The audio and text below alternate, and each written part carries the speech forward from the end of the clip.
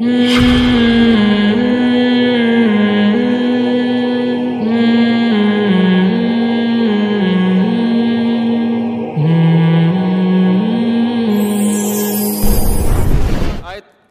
يَبْتَغِ غَيْرَ الْإِسْلَامِ دِينًا فَلَن يُقْبَلَ مِنْهُ، جو اسلام کے علاوہ کسی اور کلچر کو، مذہب کو، دین کہتے ہیں طریقہ حیات، کوئی بھی لائف اسٹائل، لائف سسٹم اسلام کے علاوہ کہیں اور سے لے گا، چاہے وہ مذہب ہو کوئی اور، چاہے وہ کلچر ہو، کہیں بھی جانے کی کوشش کرے گا، لن یقبل منہ، ہرگز قبول نہیں کروں گا، اٹھا کے دیوار پہ پھینک دوں گا میں.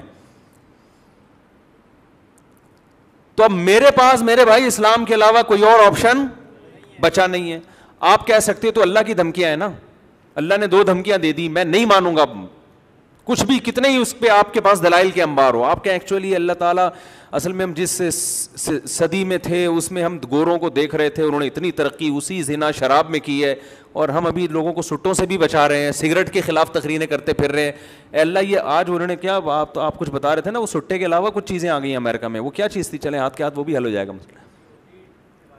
ویٹ، امریکہ میں ویٹ بہت لی جا رہی ہے. ابھی پتہ نہیں چرس کا مہذب نام ہے یا ہیروئن کو پیار سے ویٹ کہتے ہیں، لیکن کوئی نشے کی چیز ہے.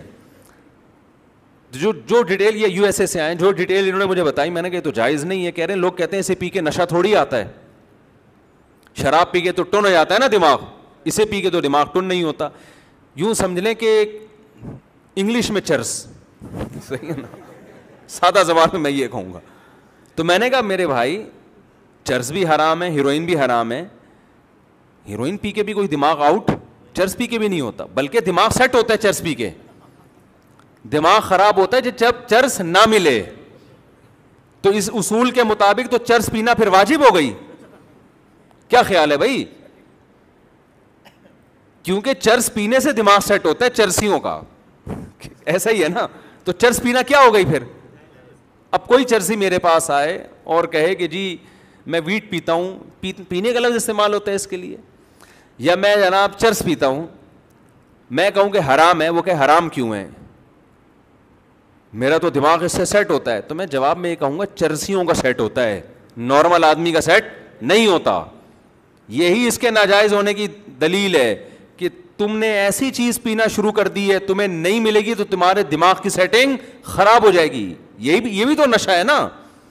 دیکھو جیسے شراب پینے سے کھوپڑی آؤٹ ہوتی ہے، تو ایسے ہی چرس نہ پینے سے چرسیوں کی کھوپڑی آؤٹ ہوتی ہے. اس کا مطلب یہ چیز بالآخر کھوپڑی کو آؤٹ کرنے کا ذریعہ بنتی ہے. تو پینے والے کی کھوپڑی آؤٹ ہوتی ہے، جو نہیں پیتا اس کی کھوپڑی آؤٹ نہیں ہوتی. اس کا مطلب پینا حرام ہے تاکہ آپ کی کھوپڑی سیٹنگ پہ رہے. روٹی آپ کھاتے ہو، نہیں ملے کھوپڑی آؤٹ نہیں ہوتی. ٹینشن ہونا الگ چیز ہے، دماغ کا خراب ہونا الگ چیز ہے. بہکی بہکی باتیں تھوڑی کرے گا بھوک میں کوئی، ورنہ تو رمضان میں سارے افطاری کے وقت میں بہک گئے ہوتے ہیں. کیا خیال ہے؟ رمضان میں پھر یہ ہوتا ہے کہ افطاری کا ٹائم ہوتا ہے اور سب الٹی باتیں، شوہر بیوی سے کہہ رہا ہوتا آئی لو یو، مجھے آپ سے بہت محبت ہے. افطاری کے وقت میں بیوی شوہر سے کہہ رہی آپ بھی بہت اچھے ہیں. جیسے ہی پکوڑا پیٹ میں جاتا خیال ہوتا ہے یار ہم کس قسم کی باتیں کر رہے تھے افطاری میں بیٹھ. سمجھ آ گیا؟ لیکن آپ دیکھتے ہیں کہ سحری کے وقت میاں بیوی کی جو کنورزیشن ہوتی ہے، وہی گالیاں، وہی ایک دوسرے کو تانے، وہی الحمدللہ افطاری میں اور زیادہ شروع ہو جاتی ہیں. اس کا مطلب ہے افطاری میں دماغ اور زیادہ کیا ہو جاتا ہے، کام کرنا شروع کر دیتے. پھڈے ہوتے ہیں افطاری میں، ہم نے خود دیکھے ہیں، گلاس ٹوٹ رہے ہوتے ہیں. اور تو اس کا مطلب بالکل نارمل لائف گزر رہی ہے ان کی. چرسی کے ساتھ ایسا نہیں ہے بھائی. تو ہر حرام چیز پہ آپ کوئی بھی ایک خوبصورت لیبل لگا لو اور اس کو کیا کر دو. خدا کے بندو اپنی لائف کو دیکھو، سیدھا سیدھا کھانا جو پیغمبروں کی زندگی میں نے یہ جب مجھے یو ایس اے سے آیا نا کہ وہ ٹینشن ہوتی ہے تو وہ لوگ یہ پیتے ہیں، میں نے کہا یار ہمیں ٹینشن ہوتی ہے تو ہم سو جاتے ہیں. میں اب اندرون سندھ میرا سفر تھا نا 2 دن میں، کل پرسوں میں گیا ہوں تو ایک بیان تھا میرا وہاں. بہت لمبی ڈرائیو ہوئی ہے، کچے میں، راست 2:30 بجے پہنچے، پھر نیند ہی نہیں آئی. پھر ہمیں جو کمرہ ملا سونے کے لیے اس میں اے سی جو تھا نا ہر تھوڑی دیر کے بعد بولنا شروع کر دیتا تھا وہ، اور لوڈ شیڈنگ بہت تھی تو پنکھا ایک دم تیز ہو جاتا پھر بند ہو جاتا. پوری رات نہیں سو سکے. فجر کے بعد کوشش کی، پھر نہیں، پھر 1.5-2 گھنٹے کا بیان ہوا. پھر اتنی لمبی ڈرائیو میں پہنچا تو میرا سیٹنگ کیا ہو گئی، آؤٹ. اب میں جا رہا ہوں، مجھے چرس تھوڑی سی مل جائے بیگم. یہ پاگلوں والی حرکت ہو جائے گی نا.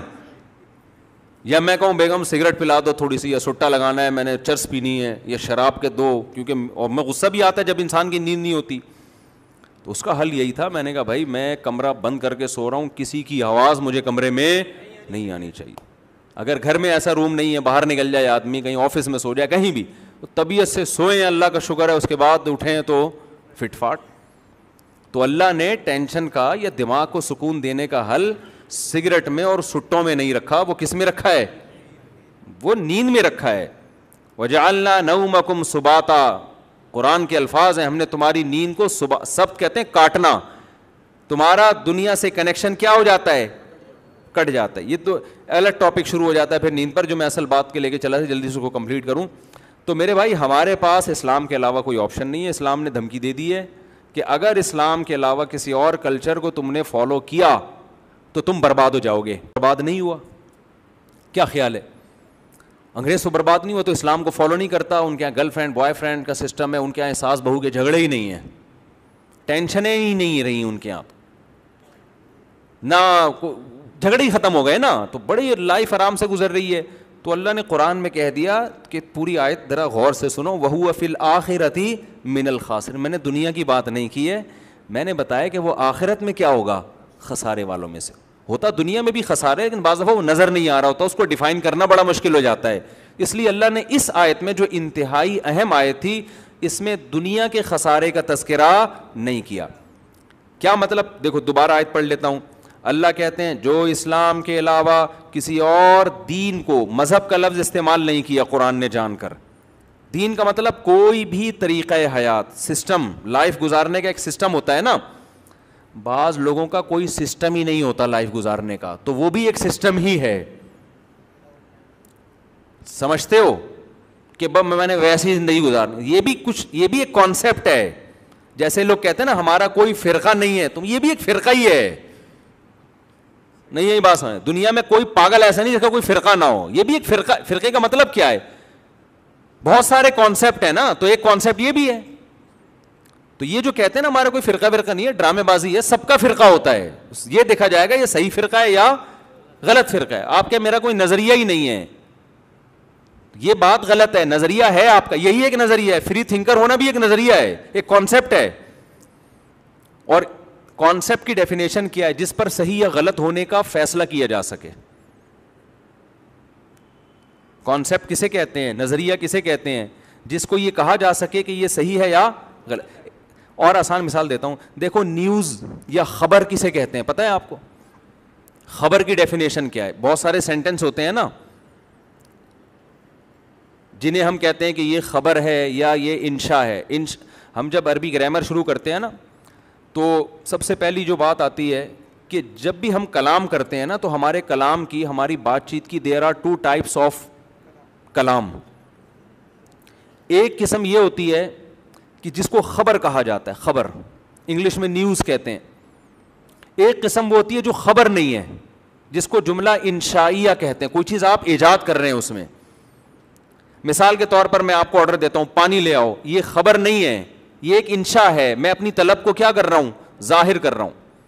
نکاح میں ایجاب و قبول ہوتا ہے, دولہے سے پوچھا قبول ہے, اس نے کہا ہاں قبول ہے. یہ خبر نہیں دے رہا, یہ نکاح کو ایجاد کر رہا ہے. جب قبول ہے بولتا ہے تو نکاح عدم سے وجود میں آ جاتا ہے. سمجھ میں آ رہی ہے بات؟ یہ خبر نہیں ہے. تبھی دولہا جب کہتا ہے نا, اچھا پہلے میں خبر کی ڈیفینیشن بتا دوں. خبر کہتے ہیں کہ جب بھی کوئی آپ نے ایسا جملہ کہا جسے یہ کہا جا سکے کہ یہ سچ بول رہا ہے, یا یہ کہا جا سکے یہ جھوٹ بول رہا ہے, تو ایسے سینٹنس کو کیا کہتے ہیں, خبر. سمجھ میں آ رہی ہے بات؟ مثال کے طور پر آپ نے کہا آج میں بھوکا ہوں, ہم کہہ سکتے ہیں جھوٹ بول رہا ہے, ہم یہ بھی کہہ سکتے ہیں سچ بول رہا ہے. یہ سینٹنس کیا ہے, خبر ہے. کیونکہ اسے سچ, خبر سچی بھی ہوتی ہے, کبھی جھوٹی بھی ہوتی ہے. اس کو سچ اور جھوٹ سے تعبیر کیا جا سکتا ہے. دولہا نے کہا, میں نے کہا جی آپ کے نکاح میں ہم نے فلاں خاتون کو اتنے مہر میں دیا, آپ کو قبول ہے؟ اس نے کہا قبول ہے. میں نے کہا جھوٹ بول رہا ہے سالا. یہ کہہ سکتا ہوں میں ایسے موقع پہ؟ سالے کو تو ویسے بھی نہیں کہہ سکتے اگر وہ خبر بھی کہہ رہا ہو, دے رہا ہو. وہ کہے گا میں کوئی خبر تھوڑی دے رہا ہوں, آپ نے کہا قبول ہے, میں نے اپنے ایک دل کے اظہار کر دیا کہ ہاں جی مجھے یہ رشتہ قبول ہے. تو اس کو سچا یا جھوٹا نہیں کہا جائے. میں کہتا ہوں جاؤ پانی لے کر آؤ, آپ کہتے ہیں مفتی صاحب صحیح بات نہیں کر رہے. میں بات کر ہی نہیں رہا, میں تو آرڈر دے رہا ہوں. بات, خبر, اس کی ڈیفینیشن کیا ہے؟ کوئی ایسا سینٹینس آپ استعمال کرتے ہیں جس کے بارے میں یہ آدمی کہہ سکتا ہے کہ یہ سچ ہے یا یہ جھوٹ ہے. تو ایسی خبر کو کیا کہا جا سکتا ہے؟ نیوز. قرآن کی خبریں ہیں, ہم کہتے ہیں سچی ہیں, کافر کہتے ہیں جھوٹی ہیں, لیکن ان کو کیا کہا جائے گا؟ یہ قرآن نے خبر دی ہے. سمجھتے ہو بات کو؟ کیونکہ سچا یہ جھوٹا کہا جا سکتا ہے. باقی الگ بات ہے کہ کہنا ٹھیک ہے یا نہیں ہے. ہم تو کہیں گے کہ جھوٹی نہیں ہے, یہ سچی خبریں. تو اسی طرح یاد رکھو, کانسیپٹ یا عقیدہ یا نظریہ, اس کی ڈیفینیشن یہ ہے کہ اس کو یہ کہا جا سکے کہ یہ ٹھیک ہے یا یہ غلط ہے. کوئی فری تھنکر ہے کہ کہتا ہے کہ میرا کوئی کانسیپٹ ہی نہیں ہے, نہ میں اسلام کو صحیح کہتا ہوں نہ میں اسلام کو غلط کہتا ہوں, نہ میں عیسائیت کو صحیح کہتا ہوں نہ میں عیسائیت کو غلط کہتا ہوں, نہ میں اس کا قائل ہوں کہ خدا ہے نہ میں اس کا قائل ہوں کہ خدا نہیں ہے, میں تمام تھنکنگ سے فری ہو کے زندگی گزار رہا ہوں, لہذا میرا کوئی کانسیپٹ نہیں ہے. ہم کہیں گے تیرا یہی کانسیپٹ ہے. کیوں؟ اس لیے کہ یہ کانسیپٹ ٹھیک نہیں ہے. آپ فری تھنکر ہو کے زندگی گزارتے ہو نا, تو اس پر قرآن کہتا ہے آپ کو جہنم کی آگ میں ڈالوں گا, آپ کو خدا پر ایمان لانا پڑے گا. تو اللہ عذاب کیوں دے رہا ہے؟ اس لیے کہ آپ نے غلط نظریہ رکھا. تو اس کو قرآن غلط سے تعبیر کر رہا ہے کہ نہیں کر رہا؟ تو یہ جو کہتے ہیں نا ہمارا کوئی فرقہ نہیں ہے, ٹوپی ڈرامہ کر رہے ہوتے ہیں یہ.